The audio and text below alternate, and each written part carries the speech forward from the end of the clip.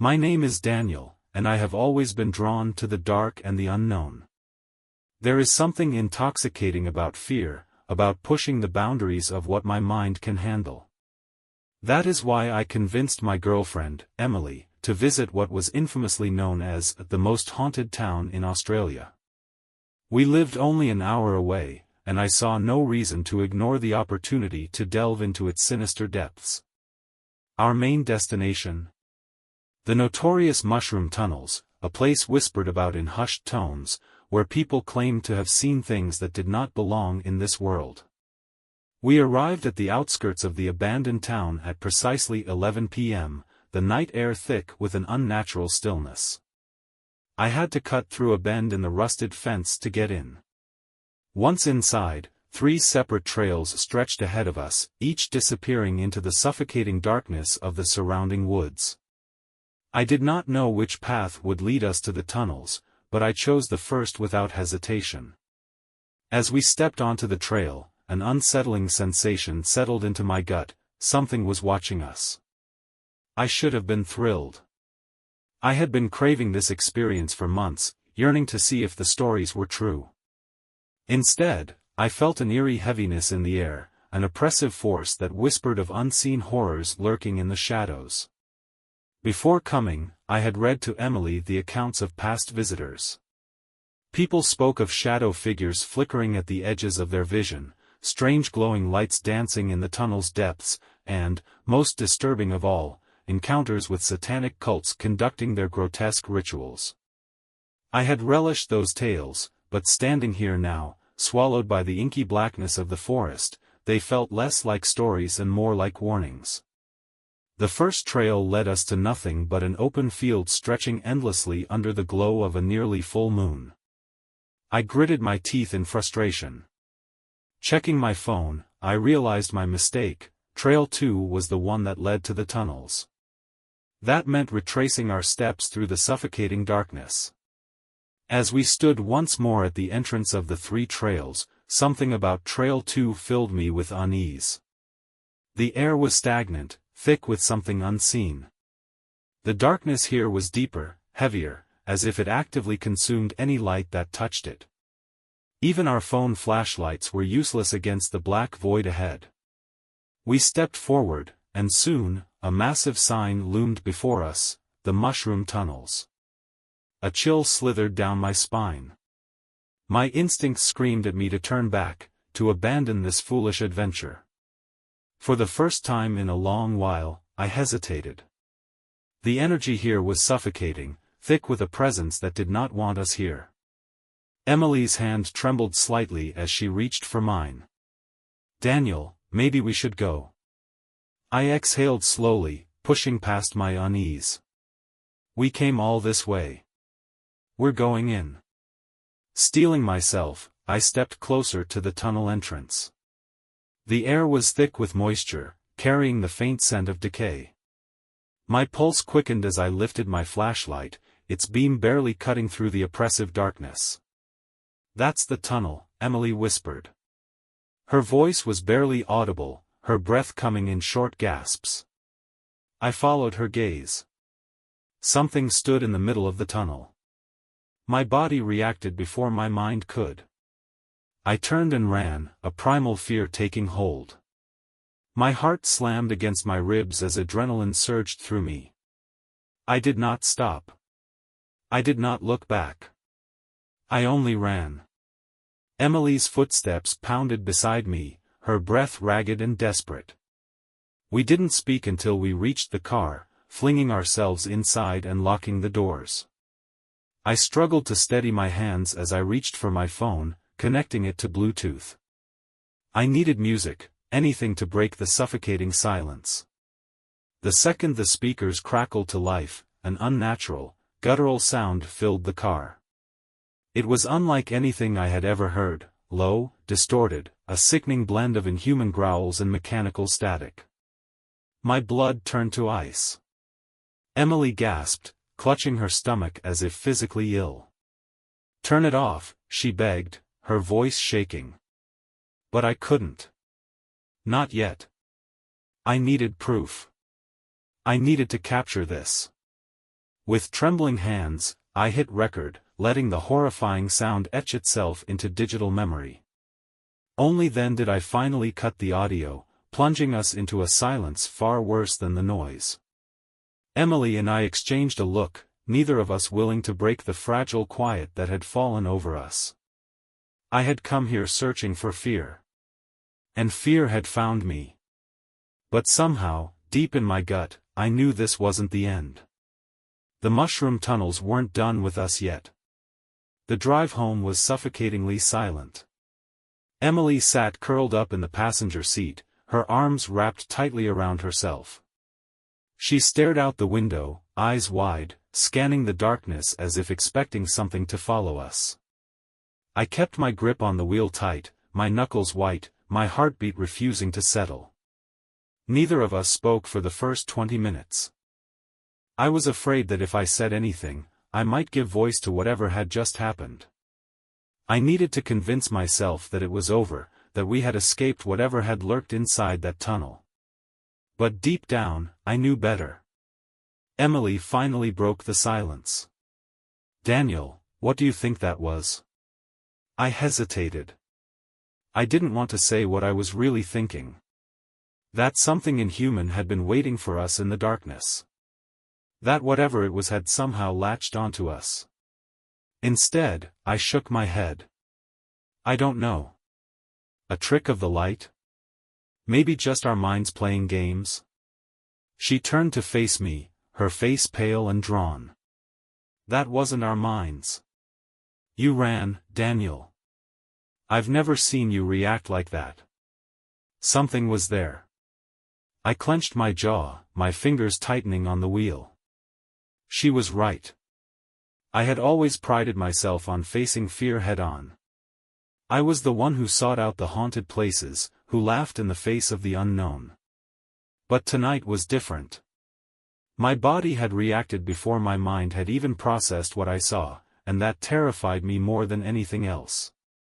The road stretched endlessly before us, swallowed in the black abyss of the night. Every shadow on the roadside seemed deeper, every flicker of light from the trees more sinister. A sinking dread settled into my stomach, an unshakable feeling that we had brought something back with us. Emily gasped suddenly, her hands flying to her mouth. "Daniel, stop the car." My heart nearly stopped. "What? What is it? Just stop." I slammed my foot on the brake, the tires screeching against the asphalt. The car lurched to a halt, throwing us both forward against our seatbelts. I scanned the road, my pulse thundering in my ears. "What the hell, Emily? What did you see?" Her hands were trembling as she pointed to the rearview mirror. "Look." My stomach dropped. I turned my head slowly, dreading what I might find. The mirror reflected only darkness. I exhaled shakily. "There's nothing there." Emily's breath came in short gasps, her face still stricken with terror. "No. I saw something. Standing in the middle of the road, right behind us. Just standing there." A cold sweat prickled at my skin. I didn't want to believe her, but every instinct in my body told me she was telling the truth. I swallowed hard, trying to push down the rising panic. I turned forward again, pressing my foot on the gas. "We're not stopping again." Emily didn't argue. She just kept looking over her shoulder, her breathing shallow. The rest of the drive passed in tense silence, every second stretching unbearably long. We didn't stop until we reached my apartment. We rushed inside, locking the door behind us. For a long moment, neither of us moved. The world outside felt wrong, like something was watching us from the darkness beyond the windows. I took a deep breath and pulled out my phone. The recording. I had nearly forgotten about it in the panic. My hands shook as I opened the file and pressed play. The distorted, guttural noise blared through the speakers again, but this time, something new emerged beneath it, a whisper. A voice, just barely audible beneath the static. You should not have come. The room fell into suffocating silence. Emily slowly turned to me, her face drained of all color. Daniel, what have we done? The whisper echoed in my ears long after the recording stopped. A chill crawled up my spine, my body frozen in place. Emily looked just as shaken, her fingers gripping the edge of the table as if grounding herself. The words we had heard were undeniable. Someone, or something, had spoken to us. I forced myself to move, turning off my phone's screen as if that would somehow make it all disappear. We need to delete it, I muttered, barely recognizing my own voice. Emily shook her head violently. No. We need to find out what it is. We need to know what's happening. Emily, something followed us. I gestured toward the phone. That voice, it knows we were there. If we keep this, if we keep listening to it, we're inviting it in. She hesitated, her wide eyes flickering between fear and curiosity. But if we don't figure it out, how do we know it won't come after us anyway? A deep unease settled in my gut. I hated that she was right. I exhaled slowly. Fine. But we don't do this alone. We need help. Emily nodded, though her hands were still shaking. I'll call Mark. He's into all this paranormal research stuff. Maybe he'll know what to do. I wasn't sure Mark would have the answers, but I also knew we had no better options. Anything was better than sitting in silence, waiting for whatever had whispered to us in that tunnel. Emily dialed his number, putting the call on speaker. The ringing dragged on for what felt like an eternity before he finally answered. Emily? What's up? She took a breath. Mark, we went to the mushroom tunnels tonight. Something happened. There was a pause. Then, his voice lowered. What do you mean, something happened? I grabbed the phone and spoke quickly. We recorded something. A voice. It said, you should not have come. Another silence. Then Mark spoke again, but this time, his tone had changed. Get out of your apartment. Now. A cold weight settled over my chest. What? Pack a bag and leave. Right now. Don't stay there overnight. Don't listen to the recording again. Emily looked at me in alarm, but I needed more information. Mark, what the hell is going on? I don't have time to explain, Daniel. Just listen to me. If you heard a voice in that recording, you brought something back with you. You don't want to know what happens if you stay. Emily's breathing turned shallow. Mark, please. Go. I'll call you when it's safe. Then the line went dead. A thick, suffocating silence filled the room. Emily and I exchanged looks, the fear between us palpable. I didn't want to believe Mark, but something deep inside me already knew he was right. We had to leave. And we had to leave now. We didn't waste any time. Emily grabbed her purse while I stuffed a backpack with whatever essentials I could find, wallet, phone charger, a change of clothes. Every second that passed felt like something was pressing in on us, the air in the apartment growing thick and heavy. It felt, watched. I kept glancing over my shoulder, expecting to see a shadow in the corner of the room or a reflection in the mirror that wasn't ours. But there was nothing. Just that terrible, suffocating feeling. We bolted out of the apartment and into the car. The parking lot was eerily quiet, the streetlights flickering weakly overhead.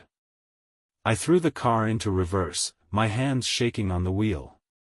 As soon as we hit the road, I felt like I could finally breathe again.